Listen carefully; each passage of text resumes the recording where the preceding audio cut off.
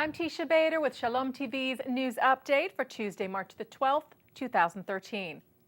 3 female members of Israel's Knesset joined the Women of the Wall group today for their monthly prayer service at the Western Wall in Jerusalem. Labor MK Stav Shafir and Meretz MKs Michal Roizen and Tamar Zandberg joined the group, who advocate for the rights of women to pray and worship freely at the holy site.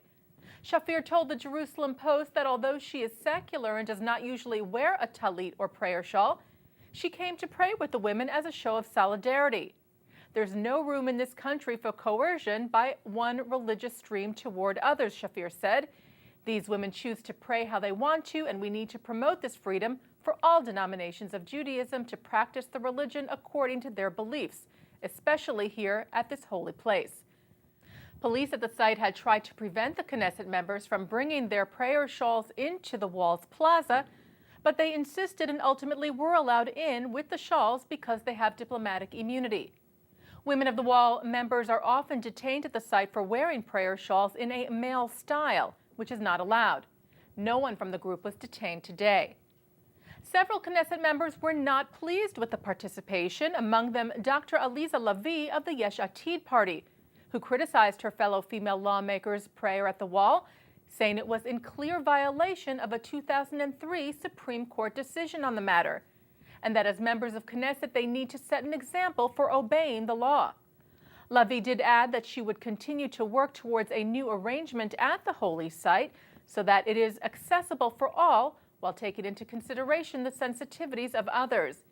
In 2003, the Israeli Supreme Court upheld the right of the Women of the Wall to pray at the Western Wall, but also ruled that this right was not unlimited and that the rights of others who might be offended by different customs should also be protected.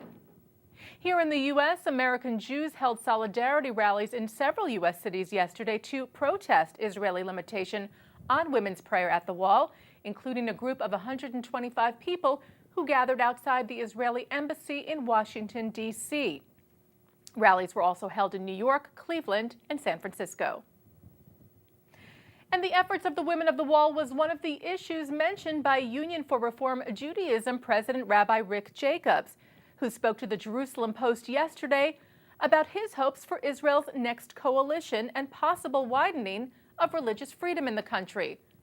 While coalition talks in Israel still continue, it's been reported that a new coalition will be presented this week, and it's expected to be composed of Likud Beitenu, Beit HaYehudi, Yesh Atid, and Hatnu'ah, and does not include the ultra-Orthodox.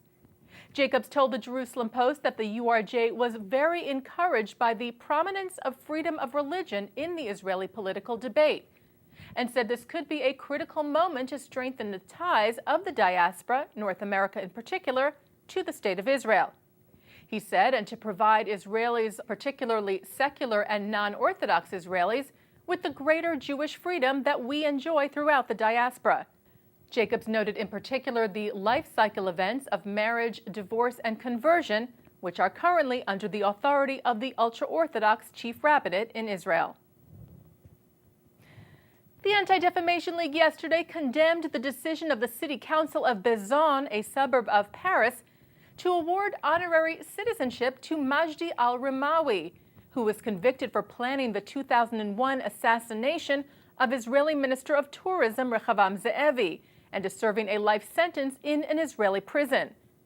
ADL National Director Abe Foxman said the award was an insult to the French concept of justice, saying that al-Rimawi is a convicted terrorist and member of the Popular Front for the Liberation of Palestine, which is on the European Union's list of terrorist organizations.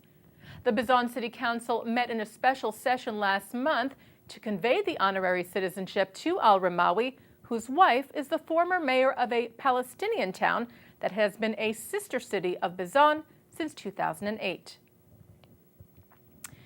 And today marks the 75th anniversary of Austria's annexation by Nazi Germany, when Hitler marched unopposed into the country on March the 12th, 1938, cheered by hundreds of thousands.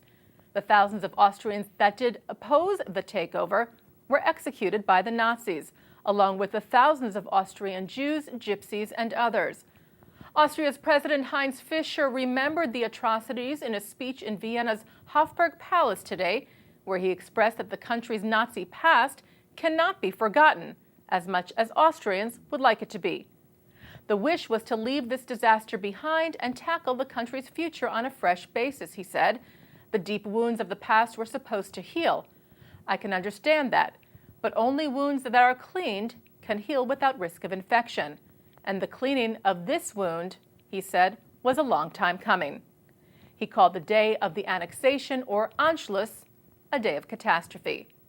And that's Shalom TV's news update for Tuesday, March the 12th, 2013. I'm Teisha Bader.